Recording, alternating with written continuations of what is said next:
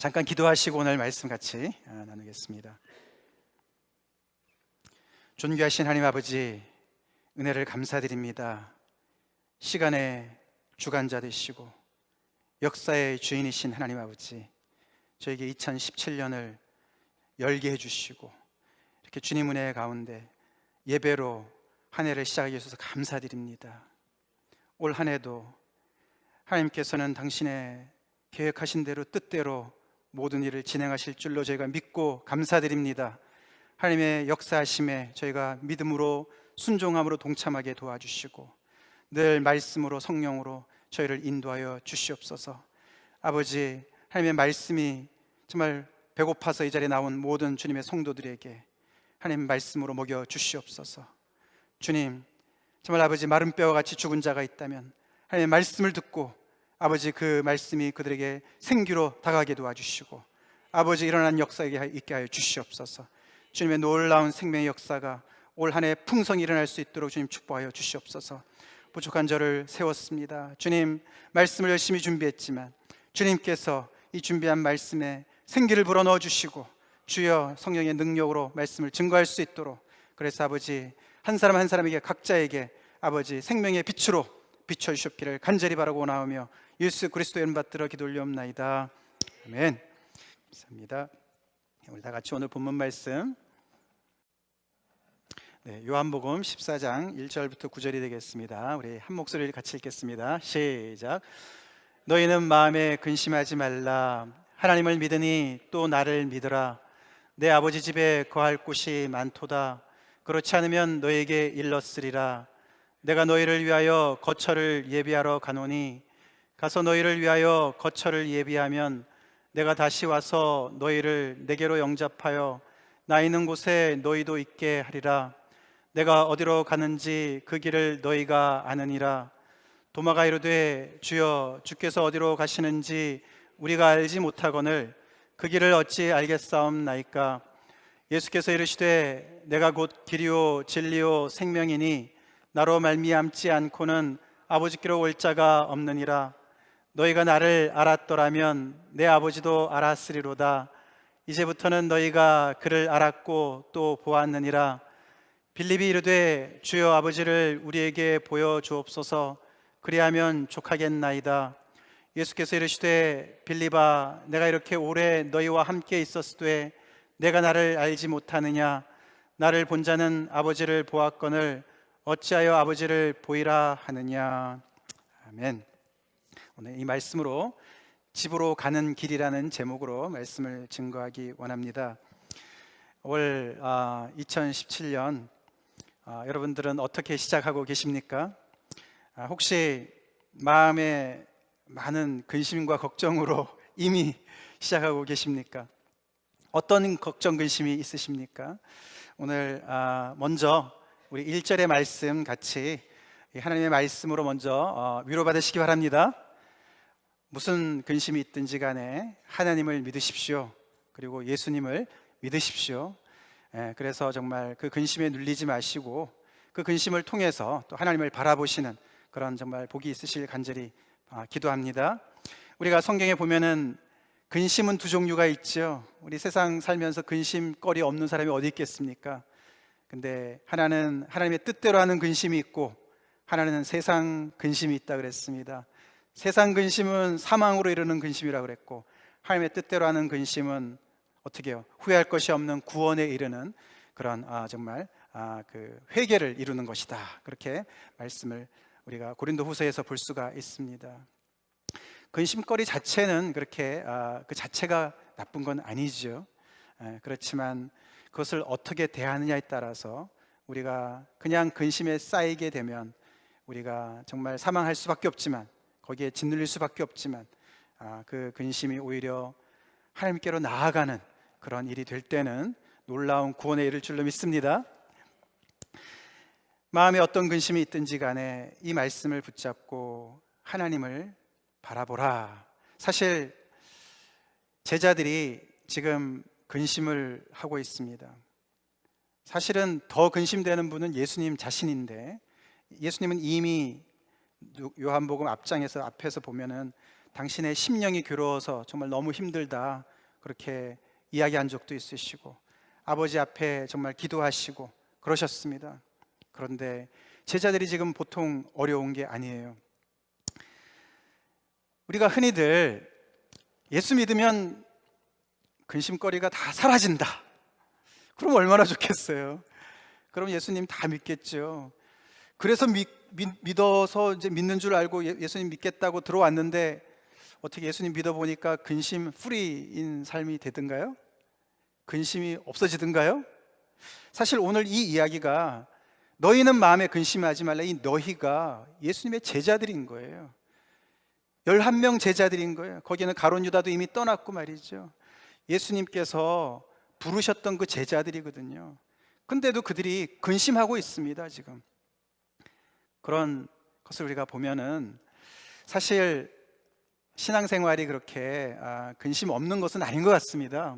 특별히 우리가 잘 아시다시피 찬송가 384장에 보면은 이런 가사가 있지 않습니까? 나의 갈 길 다 가도록 예수 인도하시니 내 주 안에 있는 긍휼 어찌 의심하리요. 믿음으로 사는 자는 하늘 위로 받겠네. 무슨 일을 만나든지 만사형통하리라.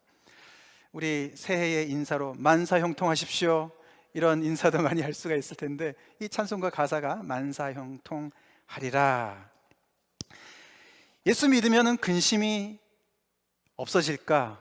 예수 믿으면 만사형통할까? 사실 아멘이죠. 그렇지만 그게 그렇게 단순하게 가지는 않습니다. 예수 믿어도 근심거리가 많이 있고요. 예수님 안 믿을 때 근심거리랑 종류가 다르지만 근심거리가 늘 있습니다. 그리고 여기 무슨 일을 만나든지 만사형통하는 건 맞지만 그 과정이 쉽지는 않습니다. 사실 이 찬송가 가사를 쓴 분이 페니 크로스비라고 여러분 잘 아시는, 우리 찬송가에도 20여 곡 이상의 그런 찬송가 가사를 작시하신 분이시죠. 이분은 태어나자마자 금방 시력을 잃으셨어요. 그래서 평생을 맹인으로 사신 분 아닙니까? 그래서 이분은 사실 무슨 일을 만나든지 만사형통하리라는 말이 온실 속의 이야기는 절대로 아닙니다. 그 스스로가 너무나 많은 고난 중에, 그 중에도 정말 죽을 것 같은 어려움 속에서도 계속해서 끊임없이 하나님의 그런 자비와 은혜를 인하여서 이런 고백을 하는 것을 우리가 알 수가 있습니다. 제자들은 조금 전에 우리 오늘 본문 앞에 보면은 주여 어디로 가시나이까 베드로가 묻습니다. 제자들이 지금 이 밤이 보통 밤과 좀 다른 거예요. 예수님께서 계속 너무나 시리어스 하시고 너무 심령에 괴로워하시고 제자들의 발을 씻겨주시고 계속 내가 떠난다 말씀을 하시는 거예요. 어디로 가십니까 도대체? 우리가 따라가고 싶습니다. 지금까지 따라왔는데 예수님께서는 지금 내가 가는 곳에 너네가 따라올 수 없다. 그러나 후에는 따라올 것이다. 왜 못 따라갑니까? 저는 죽음까지도 따라가겠습니다. 그렇게 베드로가 얘기를 합니다. 그러나 예수님께서 아니다. 너는 나를 따라오기는커녕 나를 3번이나 부인할 거야 라고 이야기를 합니다. 그 너무나도 분위기 좋게 시작했던 그 밤이 너무너무 무거운 그들의 가슴을 짓누르는 근심으로 쌓이게 되었습니다. 제자들은 예수님이 탄탄대로인 줄 알고 쫓아왔습니다. 근데 지금 이 제자들의 심정은 이 한 분 믿고 따라왔는데 그분이 지금 떠난다고 얘기하시니까, 떠난다는 얘기는 죽음을 얘기하는 거잖아요. 오늘 사실 이 14장의 이 본문이 우리가 장례식 때 많이 듣는 그런 말씀 아닙니까? 새해 벽두부터 이렇게 장례식 말씀, 본문의 말씀을 우리가 이렇게 전하게 됐지만 이거를 우리가 잘 생각을 해보면은 우리 끝을 먼저 생각하고 시작하는 것이 참 은혜지요? 은혜지요? 자, 이 제자들이 얼마나 지금 참담하고 절망에 사로잡혔냐면요, 마치 그 모습이 이런 상황인 거예요. 길이 뚝 끊어진 거예요. 지금 예수님을 지금 붙잡고 말이죠, 여기까지 달려왔어요. 근데 예수님이 갑자기 대책 없이 사라진다는 얘기예요. 떠나신다는 얘기예요 지금. 그래서 이렇게 마치 길이 끊어진 것처럼 말이죠. 이걸 어떻게 하냐 이거죠. 그 근심 덩어리가, 짓누르는 근심 덩어리를 어떻게 우리가, 정말 이 제자들이 하나님, 예수님께서 아무리 무슨 말을 한다 하더라도 그게 위로가 되겠습니까? 길이 뚝 끊어져서 그 밑에는 그냥 자기네를 삼킬 것 같은 그런 정말 두려움과 공포로 가득 차 있어서 어떻게 해야 되나, 그런 상황인 것이죠. 거기에 대한 예수님의 처방전은 다른 게 아니죠. 너희는 마음에 근심하지 말라. 하나님을 믿으니 또 나를 믿으라 라고 처방을 내리세요. 무슨 말씀을 하셔도 그 말씀이 들어가지 않겠죠, 그죠? 아니, 지금까지 믿고 따라왔는데 이렇게 당신은 그냥 떠나버리시면 우리는 어쩌라고요? 닭 쫓던 개가 지붕 쳐다보듯이 우리는 어쩌라고 떠나십니까? 떠나시면 말이 됩니까? 메시아가 떠나시면 말이 됩니까? 그런 상황이죠. 여러분도 혹시 인생을 사시다가 이렇게 갑자기 길이 뚝 끊어진 것처럼 이런 어려움에 처해 본 적 있으세요? 예수님 밖의 인생도 그런 일이 많이 있을 수 있지만 예수님을 따라가는 제자의 길에도요, 이런 상황이 닥쳐요. 예수님 믿고 말이죠, 탄탄대로인 줄 알고 막 달려왔는데 말이죠, 뚝 끊어지는 거예요. 그냥 길이 뚝 끊어졌어요. 더 이상 갈 길이 없어요. 꽉 막혔어요. 예수님이 마치 떠나버리신 것과 같은, 예수님이 부재하시는 것과 같은 그런 어려움, 그런 상황에 예수님께서는 다른 얘기 안 하십니다. 근심하지 말라. 하나님을 믿으니 또 나를 믿어라 라고 말씀하십니다. 여러분, 그런 상황에서 하나님을 믿으십시오. 여러분이 어떤 상황이 있다 할지라도, 그 길이 끊긴 것 같더라도 예수님의 이 말씀대로 믿으십시오. 우리가 찬송가 386장에 보면은 이 세상에 근심된 일이 많고 참 평안을 몰랐구나, 이 찬송이 있잖아요. 세상에 근심된 일이 어떻게 그렇게 많은지, 곤고한 일이 많고 참 쉬는 날 없었구나, 죄악된 일이 많고 참 죽을 일 쌓였구나. 올 한 해 우리가 또 살면서 어떤 어려움이 닥칠지 우리 아무도 모릅니다. 지난 한 해 동안 우리 그렇게 정말 하나님 앞에 참 소망을 품고 시작을 했지만 예기치 않은 많은 어려움들 속에서 우리는 또 절망하고 힘들어하고, 정말 하나님 앞에 또 정말 이렇게 부르짖을 때가 얼마나 많이 있었습니까? 올 한 해는 과연 어떨지 우리는 모릅니다.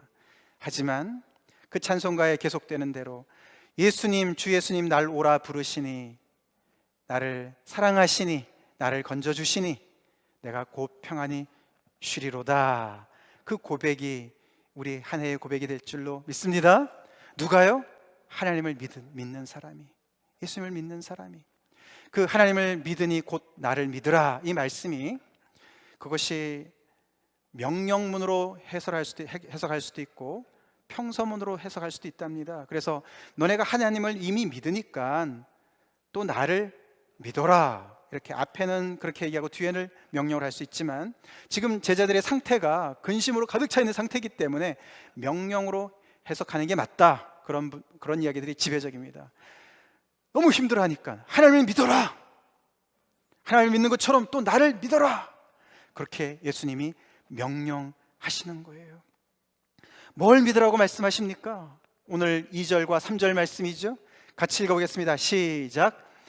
내 아버지 집에 거할 곳이 많도다. 그렇지 않으면 너희에게 일렀으리라.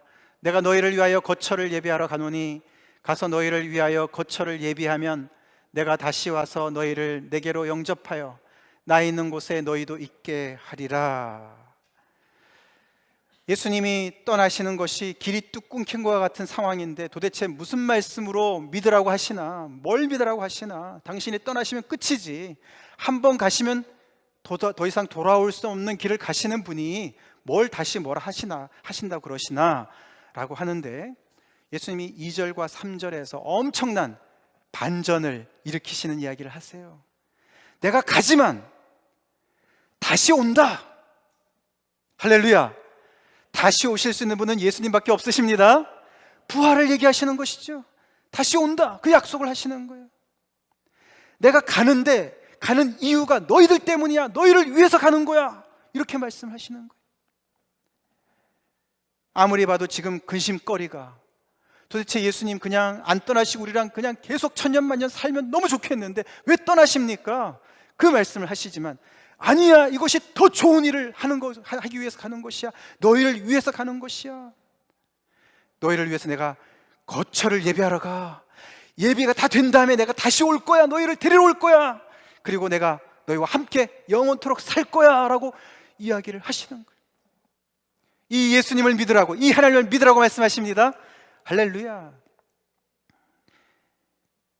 우리는 늘 우리의 생각을 뛰어넘어서 일하시는 하나님을 보기가 참 어렵죠. 당장은 우리한테 너무 힘들고 어렵고 모든 것이 다 손해고 다 잃는 것 같고 실패인 것 같고 완전히 절망이고 죽음인 것 같은데, 하나님 안에서는 이런 놀라운 반전의 역사가 있습니다. 떠나시지만 다시 오신다. 자, 그러시면서 제일 처음에 이 첫 번째, 이 목적지를 얘기하시는 거예요. 목적지를. 이 목적지가 어디라고요? 내 아버지 집이라는 거예요. 예수님은요, 가시는 곳이 아버지 집으로 가시는 거예요. 세상 사람들은 그냥 죽는다고 얘기를 하지만 예수님은 아버지 집으로 가시고, 그리고 제자들을 그 아버지 집으로 인도하시는 거예요. 할렐루야. 제자들을 아버지 집으로 인도해요. 이거를 우리가 조금 더 다시 그림으로 좀 확인을 해보면 이렇죠. 제자들이 처음 예수님을 만났을 때 예수님이 그들을 부르셨습니다. 아까도 말씀드렸지만 베드로와 그의 동생 안드레와 야고보와 요한과 그 우리 복음서 앞에 나오지 않습니까? 그들이 고기를 잡는 중에 예수님께서 그들을 부르셨어요. 어떻게 했습니까? 그들이 그걸 다 그물을 버리고 부모를 또 뒤로 하고 예수님을 따라 나선 사람들이, 그러고는 그 예수님과 함께 다니시면서 그 엄청난 하나님의 말씀을 듣고 그 하나님의 능력으로 모든 병자를 고치고 기적을 행하시고 표적을 보이시는 것을 다 보면서 탄탄대로였죠. 탄탄대로였어요. 근데 갑자기 이렇게 길이 뚝 끊긴 거 아닙니까? 근데 길이 뚝 끊겼는데 예수님께서 지금 2절과 3절에서 뭐라고 말씀하시냐면은, 내가 온 목적은 너희를 내 아버지 집으로 데려가려고 그런 거야. 내가 먼저 가서 처소를 예비하고 다시 와서 너네를 데리러 올 거야 라고 이야기를 하시는데, 그 앞 길이 안 보이는 거잖아요. 그죠? 예수님은 사실 몇 번 말씀하셨어요.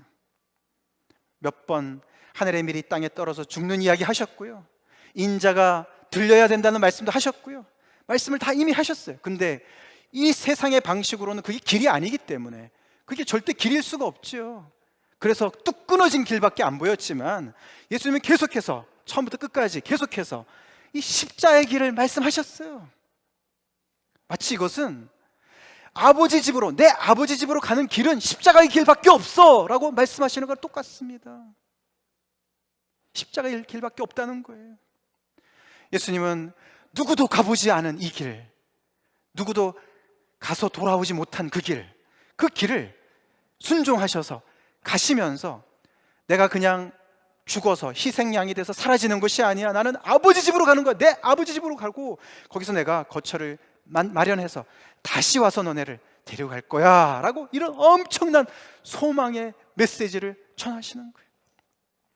제자들에게 위로가 됐겠습니까? 안 됐겠습니까? 돼야 되는데 아직 안 됐어요. 보면은 도마가 계속 질문하고요, 빌립도 계속 질문하고요. 이거 이해하기 어렵죠. 그러나 그들이 예수님이 부활하신 이후에, 성령이 강림하신 후에 그들이 위로받은 줄로 믿으시기 바랍니다. 위로받았죠. 이 길이 뚝 끊긴 길이 같은 것이 어떻게요? 예수님께서 정말 말씀대로 그들에게 성령으로 함께 그들에게 임한 것을 그들이 경험하지 않았습니까? 이 놀라운 반전의 역사. 자, 여기서 우리가 또 한 가지 생각해 봐야 될 것이, 내 아버지 집에 처소를 준비하면 내가 너희들을 데리러 올 거야. 그래서 제자들을 데리고 왔는데 그 아버지 집에 어떤 자격으로 가냐, 이걸 우리가 생각해 봐야 돼요. 너무너무 좋은 이 아버지 집은 당연히 천국을 얘기하는 거겠죠. 천국은 거할 곳이 많습니다. 천국이 비좁을까 봐 난 안 갈 거야, 그럴 필요 없으세요. 천국은 거할 곳이 많다고 그랬어요. 이 제자들이 무슨 자격으로 가냐고요? 손님으로 가서 잠시 머무는 건가? 제자들이 말이에요, 예수님의 백으로 내가 아버지, 제가 지상에서 사역할 때 이들이 나의 제자였습니다. 잠시 내가 구경하라고 데리고 왔습니다. 귀빈, 식사 대접을 좀 해주십시오. 그러라고 데리러 오는 게 아니죠. 어떤 자격으로 오나 우리가 알지만은, 우리 요한복음 20장 같이 읽어보겠습니다. 시작. 너는 내 형제들에게 가서 이르되 내가 내 아버지 곧 너희 아버지 내 하나님 곧 너희 하나님께로 올라간다 하라 하시니. 예수님께서 부활하신 직후에 막달라 마리아에게 나타나셔서 말씀하시는 장면이죠. 너는 나를 만지지 마라, 내가 아버지께 아직 올라가지 않았다. 그러면서 너는 내 형제들에게 가서, 제자들에게 가서 내가 내 아버지 곧 너희 아버지. 할렐루야. 예수님의 그 아버지가 제자들의 아버지도 되는 거예요. 그래서 자녀의 자격으로 가는 거예요. 할렐루야. 그 아버지 집에 제자들이 아들의 자격으로, 자녀의 자격으로 가게 된다. 너희 아버지, 내 하나님 곧 너희 하나님. 예수님이 이렇게 복잡하게 말씀하셨을까요? 그냥 우리 아버지, 우리 하나님. 예수님 절대로 그렇게 얘기 안 하십니다. 예수님이 우리의 맏아들 하나님의 맏아들 되시지만 예수님과 우리는 차이가 있어요. 그래서 예수님께서 이렇게 말씀하시는 거예요. 예수님이 하나님을 아버지라고 부르는 것과 우리가 하나님을 아버지로 부르는 것과 달라요. 우리는 양자된 사람들입니다. 그렇지만 하나님이 우리의 아버지 되십니다. 할렐루야. 언제 이 제자들이 이렇게 됐습니까? 우리 요한복음 1장에 나오지 않습니까? 같이 읽어보겠습니다. 시작. 영접하는 자 곧 그 이름을 믿는 자들에게는 하나님의 자녀가 되는 권세를 주셨으니 이는 혈통으로나 육정으로나 사람의 뜻으로 나지 아니하고 오직 하나님께로부터 난 자들이니라. 할렐루야. 하나님의 은혜에 의해서 믿음으로 말미암아 구원을 받은, 예수님을 영접하게 된, 하나님의 자녀의 권세를 받은 사람들이 된 거죠. 예수님이 자기 땅에 왔는데도 자기 백성이 그를 영접지 아니하였습니다.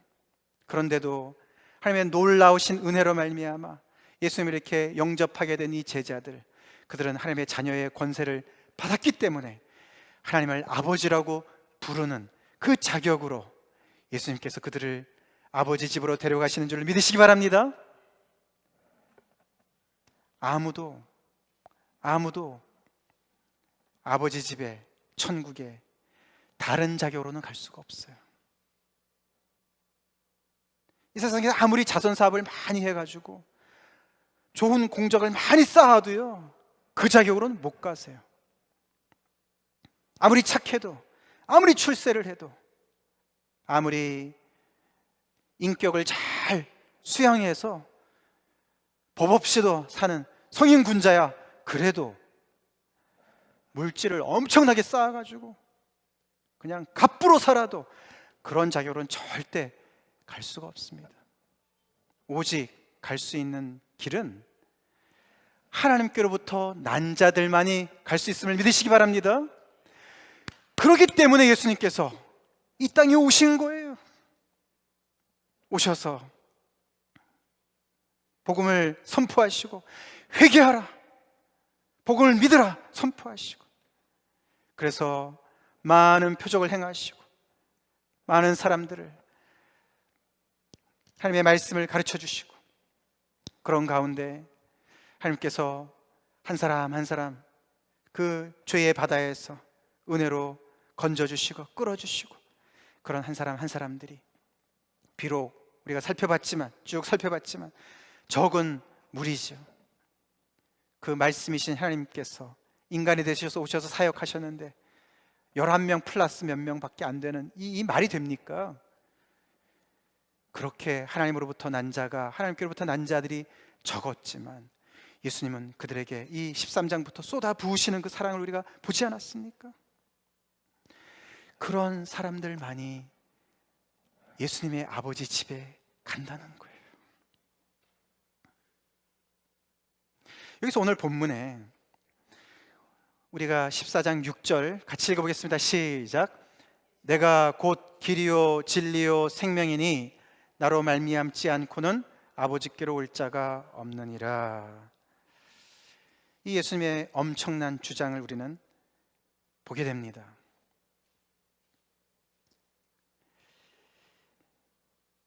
기독교의 독선이 아닌가? 왜 예수님만이 나로 말미암지 않고는 아버지께로 올 자가 없다, 이 아버지가, 하나님 아버지, 천국, 구원, 이 얘기를 하는 거 아닙니까? 모든 종교는 본질적으로 같은 게 아닌가? 종교끼리 서로 상호 존중해야 되는 게 아닌가? 우리 요즘 세대에 많이들 얘기하고 있지 않습니까? 요한만 이런 주장을 하는 것이 아니죠. 신약에 깔려있는 메시지가 아닙니까? 목적지가 예수님의 아버지이기 때문에 그런 거예요. 그거를 성경에서는 구원이라고 그러고요. 여기서 우리가 이걸 잘 생각해 보세요. 지금 오늘도 이게 제자들한테 마음에 근심하지 말아라, 그래서 마음의 평안을 주는 어떤 그런 해법을 주시는 것으로 끝나는 게 아니지요. 계속 예수님은 계속 아버지랑 연결을 시키세요. 제자들을 아버지랑 연결을 시키세요. 자, 우리의 구원도 마찬가지예요. 우리가 가난으로부터의 구원, 전쟁으로부터의 구원, 여러 가지 많은 죄악들로부터의 구원, 그거는 반쪽이죠. 구원해서 어디로 데려간다고요? 아버지께로 데려간다고요. 아버지께로, 아버지 집으로 데려간다고요. 자, 근데 아버지 집으로, 하나님 아버지 집으로 데려갈 수 있는 분은 그의 독생자밖에 없으신 거예요. 예수님밖에 없으신 거예요. 나로 말미암지 않고는 아버지께로 올 자가 없다. 자, 제자들이 처음에는 예수님이 당연히 탄탄대로의 길인 줄 알았지만 뚝 끊어진 길인 것으로 지금 당황하고 있었습니다만, 예수님은 계속해서 아니다, 그럼에도 불구하고 나는 곧 길이야 라고 말씀하시고, 진리야, 생명이야 라고 다시 말씀을 하십니다. 우리가 예수님이 진리 되시고 생명 되신 것은 이미 앞에서 살펴봤습니다. 예수님 안에 은혜와 진리가 충만하더라 1장에 나왔고요. 내가 곧 부활이요 생명이다 말씀하셨고요. 예수님이 진리시고 생명이시기 때문에 그 진리시고 생명이신 그분이 우리의 길이 되시는 거예요.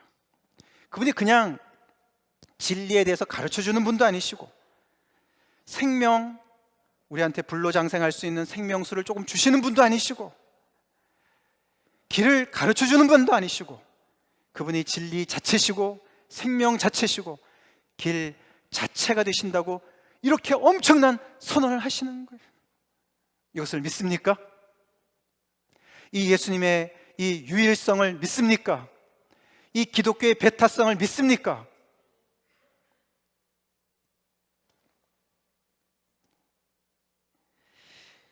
우리가 이 엄청난 진리를 외치시는 분이 어떤 분인가 또한 잘 알아야 됩니다. 내용이 엄청나게 독선적이기 때문에 우리는 많은 경우에 있어서 오늘날 교회가 이 엄청난, 이 놀라운 진리를 가지고는 있지만은 그것을 굉장히 독선적으로 교만한 자세로 전달하기 때문에 이 메시지의 파워를 많이 상실합니다. 그러나 제자들한테 이 말씀을 하신 예수님은 어떤 분이셨습니까? 조금 전에 가장 낮은 종이나 할 수 있는 허리에 수건을 두르시고 제자들의 더러운 발 아래 꾸르시고 그들의 발을 씻기신 그런 분이세요. 친구의 무덤 앞에서 눈물을 흘리시는 그런 분이세요. 나는 마음으로부터 온유하고 겸손하다, 내게 와서 배워라, 그렇게 말씀하신 분이세요. 그런 분이 말씀하시는 거예요. 이렇게 겸손하고 온유하신 분이 말씀하시는 거예요. 오늘날 우리 예수님의 제자들이 이 진리를 깨닫는 것도 참 은혜인데, 이 진리를 전하는 것도 엄청난 특권인데, 우리는 그 예수님의 겸손과 온유를 본받지 못한 상태로 너무나 이 진리의 막대기로, 창으로 많은 사람들을 괴롭히고 찌르고 때리고 그러지 않았냐 이거죠. 이 메시지가 정말 전달되기 위해서는 우리는 먼저 내 형제들의 발을 씻기는 겸손이 있어야 됩니다. 있어야 돼요. 그게 겸손이에요. 하나님의 놀라우신 절대 주권 앞에 정말 납작 엎드린 그 겸손, 내가 똑똑해서 잘나서 복음을 깨달은 것이 아니고, 내가 믿어준 것이 아니고, 정말 내가 아무것도 할 수 없었던, 허물과 죄로 죽었던 그 죽음에 있었던 우리를 하나님의 놀라우신 전적인 은혜로 마른 뼈같이 죽어 있었던 우리에게 하나님의 말씀을 전해주시고, 우리를 리저너레이 시켜주시고, 중생케 해주시고, 우리를 물과 피로 씻어주시고, 그래서 정말 아무것도 몰랐던 우리들을 복음을 깨닫게 해주시고, 그 주님을 바라보게 하시고 믿게 해주신 그 놀라운 은혜 앞에 정말 티끌만도 못한 그런 겸손의 자세로 우리가 이 진리를 외쳐야 됩니다. 예수님이 이 진리를 외치시면서 결국에는 아무도 가지 않는 그 십자가의 길을 가시지 않으셨습니까?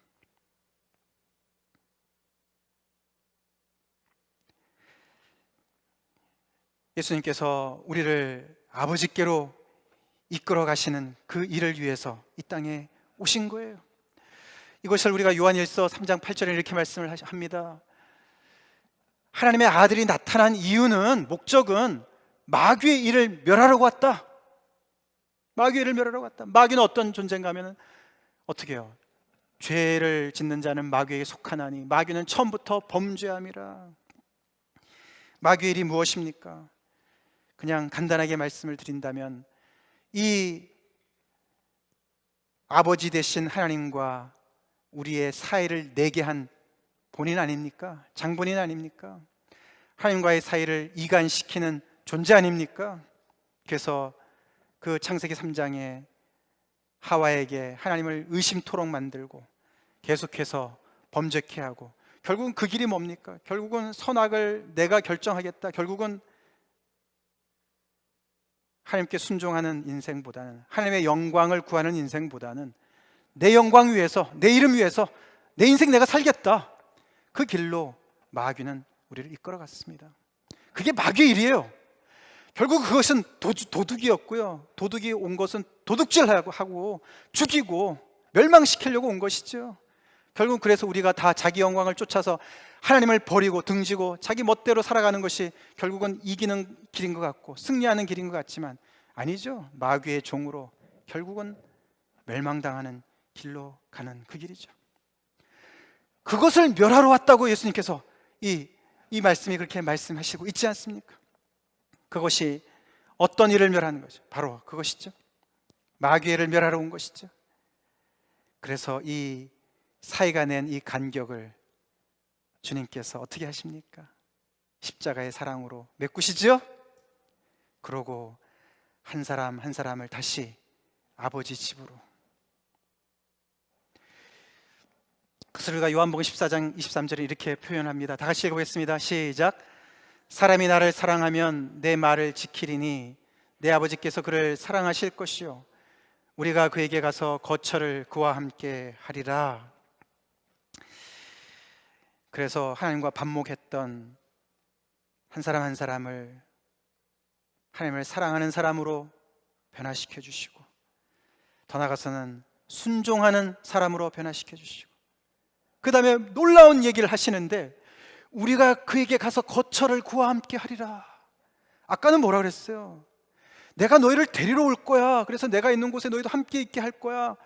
그래서 천국은 가는 거로 얘기를 하셨는데 여기는 또 오는 거로 얘기를 하시죠. 그래서 하나님과 내가 그 순종하는 사람에게, 내 말을 지키는 사람에게 가서, 이 사람이 어디 있어요? 지금 땅에 있어요. 지금 거처를 그와 함께 할 것이야 라고 말씀을 하시는 거예요. 뜻이 하늘에서 이룬 것 같이 땅에서도 이루어지이다. 할렐루야. 그 말씀을 하시는 거죠. 우리가 정말 이 예수님께서 아까 그 말씀대로 내가 지금 가는데 예비하면은 너희를, 내가 다시 와서 너희를 데리고 갈 거야. 예수님 그 약속을 지키셨습니까? 언제 지키셨습니까? 제자들을 언제 아버지 집으로 데려간 것 같습니까? 순교했을 때 데려갔을 것 같죠? 근데 그 전에 이미 그들이 성령을 받고 주님의 사람이 되었을 때 성삼위 하나님께서 그들 안에 오셨습니다. 거처를 정했다고 그랬어요. 하나님께서요 전진 기지를 이 땅에 있는 제자들 앞에 오신 거예요. 그래서 하늘이 땅에 임한 거예요. 천국이 이 땅에도 임한 거예요. 그 얘기를 하시네. 그래서 그들이 계속해서 이 간격이 났던 이 아버지와의 그 반목했던 그 관계가 화목하게 되고 화평하게 되고, 그 하나님을 사랑하게 되고 하나님을 순종하게 되고, 할렐루야, 그렇게 그 마귀의 일을 멸하러 오셨다라고 말씀하시는 겁니다. 자, 그래서 이런 일을 이루신 예수님께서요, 결국 오늘 이 말씀에서 정말 저는 그 핵심을, 결론을 이렇게 짓고 싶습니다. 요한복음 17장 4절 같이 읽어보겠습니다. 시작. 아버지께서 내게 하라고 주신 일을 내가 이루어 아버지를 이 세상에서 영화롭게 하였사오니. 예수님의 계속 이 주된 관심사는 아버지의 영광을 드러낸 일이었어요. 십자가를 지는 것도 아버지의 영광을 위해서 하시는 거였습니다.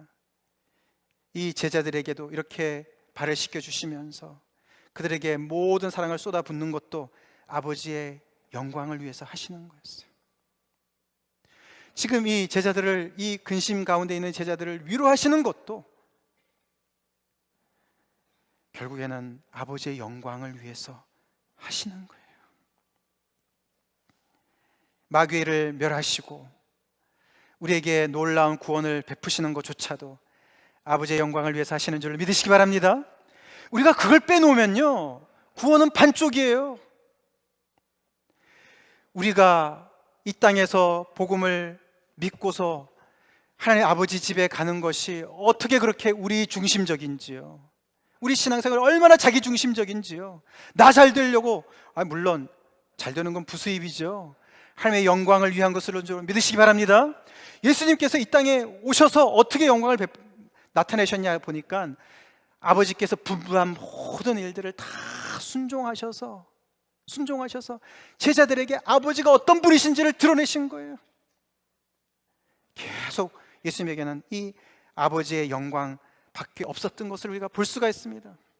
그래서 우리가 지난번에 이미 살펴봤지만 요한복음 12장 28절 다 같이 한번 읽어보겠습니다. 시작. 아버지여, 아버지의 이름을 영광스럽게 하옵소서. 예수님께서 하늘의 밀이 땅에 떨어져 죽는 이야기 하실 때, 그 심령이 괴로워하실 때 이 기도를 하시지 않으셨습니까? 지금 내 마음이 괴로우니 무슨 말을 하리요? 아버지, 나를 구원하여 이때를 면하게 하여 주옵소서. 그러나 내가 이를 위하여 이때에 왔나이다. 아버지여, 아버지의 이름을 영광스럽게 하옵소서. 이 기도를 예수님은 이 땅에 오셔서부터 당신의 하나님의 뜻을 안 그 순간부터 계속 하셨고, 공생애 중에도 계속 하셨고, 제자를 부르시면서도 하셨고, 표적을 행하시면서도 하셨고, 계속 십자가를 지고 운명하실 때까지 이 기도를 하신 줄로 믿으시기 바랍니다. 그래서 예수님 앞에 불리움을 받아서 예수님의 제자가 된 사람들은 예수님의 이 기도처럼, 예수님의 소원처럼 우리 또한 이 기도를 해야 될 줄로 믿으시기 바랍니다. 아버지여, 아버지의 이름을 영광스럽게 하옵소서. 아버지의 영광이 드러나기 위해서는 내 영광이 내려져야죠. 그것이 십자가의 길인 줄로 믿으시기 바랍니다. 그것이 바로 우리가 이 세상을 살면서 마귀의 일을 멸하는 그 예수 그리스도의 일에 동참하는 것으로 믿으시기 바랍니다. 예수 믿고 잘 되죠. 물론 잘 되죠. 만사형통하지요. 그러나 좀 다른 종류입니다. 십자가의 길로 가는 길입니다. 그래서 결국 끝을 보니까 만사형통합니까? 합니까? 하지요. 우리의 끝이 어디라고요? 목적지가 어디라고요? 아버지 집인데요. 할렐루야. 예수님의 아버지의 집이에요. 그 아버지 집이 요한계시록에 보면은, 이 예수님 당시에 이 요한복음 2장에는 아버지 집을 처음 2장에 말씀하셨죠. 이 아버지 집을 강도의 구렬로 만들지 말아라. 어디예요? 성전이 있는 예루살렘 성을 얘기했습니다. 그러나 요한계시록 더 뒤에 보면은 새 예루살렘 이야기를 하죠. 그때는 그 새 예루살렘이 땅에 내려온다 그랬습니다. 그 놀라운 하나님의 나라, 천국을 이야기하는 것이죠. 그래서 그 길은 탄탄대로예요. 근데 우리 믿음 없는 눈에는 뚝 끊어진 길로 보일 때가 있습니다. 그렇지만 오늘 말씀대로 그런 상황이라도 근심하지 말고 하나님을 믿읍시다. 그 길을 이미 가신 예수 그리스도를 믿읍시다. 십자가 없는 탄탄대로는 없습니다. 다시 한번 기억하십시오. 십자가 없는 탄탄대로는 없어요. 십자가가 빠진 탄탄대로라면 그 길은 멸망으로 인도하는 넓은 길입니다. 넓은 길이에요. 십자가 없는 제자의 길은 없습니다. 없습니다.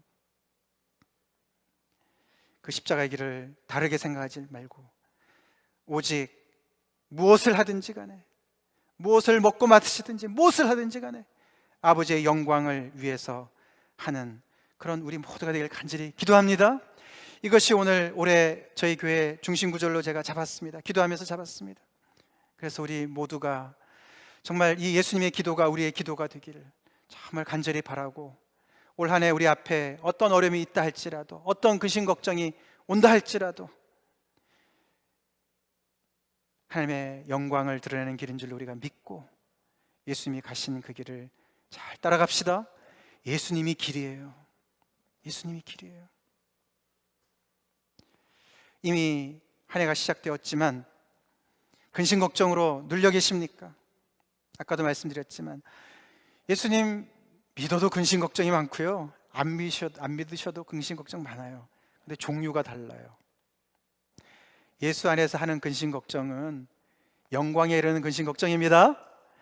그리고 예수님 말씀대로 근심하지 말라, 그 안에서도, 그런 엄청난 가운데서도 주님께서 주시는 평강을 누릴 수 있는 제자의 길을 가시는 여러분들이 다 되길 간절히 기도합니다. 정말 여러분들이 근심 걱정을 올해는 하나님의 뜻 가운데 하시기 바랍니다. 그래서 정말 이 예수님께서 주신 이 놀라운 이 은혜, 아버지께로 데려가시는 이 은혜, 어떻게 하면 나도 그걸 받을 수 있을까? 세상에 다른 거 부러워하지 마시고요, 그걸 부러워하세요. 그 예수 믿는 사람을 부러워하세요. 이 복음을 깨닫고 그 안에 들어간 사람을 부러워하십시오. 그래서 아버지 집으로 가는 그 노중에 있는 사람들을 부러워하십시오. 그게 진짜 부러운 거예요. 다른 어떤 것보다도 부러운 거예요. 뭐 우리가 잘나서 그 길을 갑니까? 하나님의 은혜지요. 바울의 고백처럼 죄인 중에 괴수인 나도 이런 은혜를 받았는데 당신도 받을 수 있습니다. 열심히 주님 앞에 나오십시오. 찾아보십시오. 다 같이 기도하시겠습니다.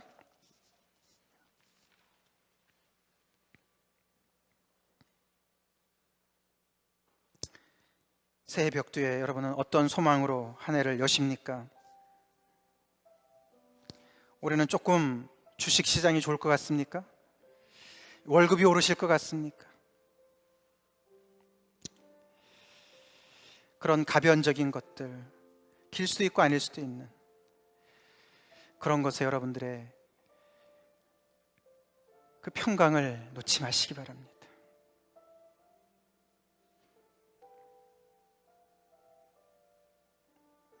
예수님의 제자의 길에도 엄청난 절망이 찾아올 때가 있습니다. 그러나 주님이 늘 길 되십니다. 제자들의 길이 되세요. 예수님 따라 나섰는데 혹시 뚝 끊어진 길 앞에 서 계십니까? 예수님의 명령을 아멘으로 받아들이십시오. 하나님을 믿고 또 예수님을 믿으십시오. 그러면 그 모든 근심거리가 결국은 우리를 위하여서, 우리의 유익을 위하여서 엄청난 반전의 역사를 쓰시는 하나님의 작품인 것을 우리가 고백하게 될 줄로 믿습니다. 우리의 목적지는 아버지 집이에요. 아버지 집, 집으로 가는 길에 우리가 다 있습니다.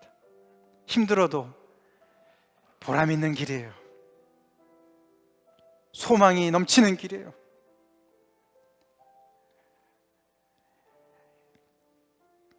예수님 밖에는 이 세상에 아버지께로 갈 길이 없습니다. 그 예수님 우리가 얼마나 전해야 되겠습니까? 그래서 우리는 복음을 전해야 됩니다. 때를 얻든지 못 얻든지 말씀을 전해야 되는 이유가 거기 있습니다.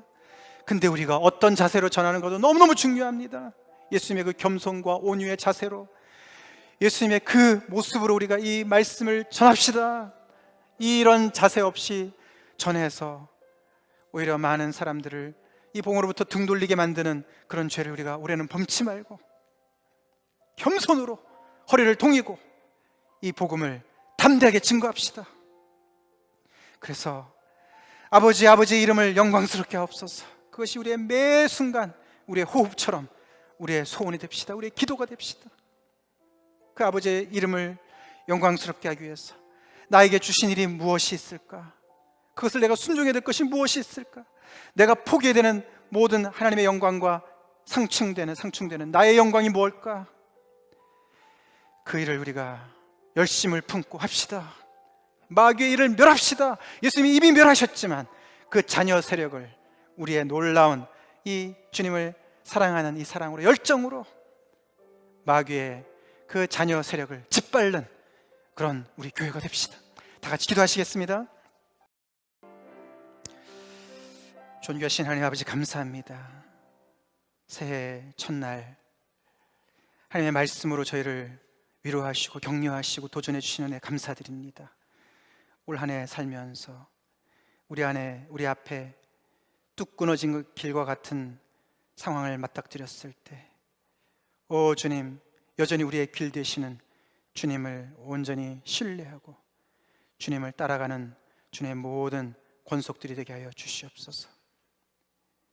주님, 그래서 우리 마음에 근심으로 짓눌려서 한 해를 낭비하지 않게 하여 주시고, 오히려 아버지 하나님을 믿고 예수님을 믿음으로 말미암아 놀라운 반전의 역사를 이루어 가시는 주님을 풍성히 경험하는 올 한 해가 되게 하여 주시옵소서.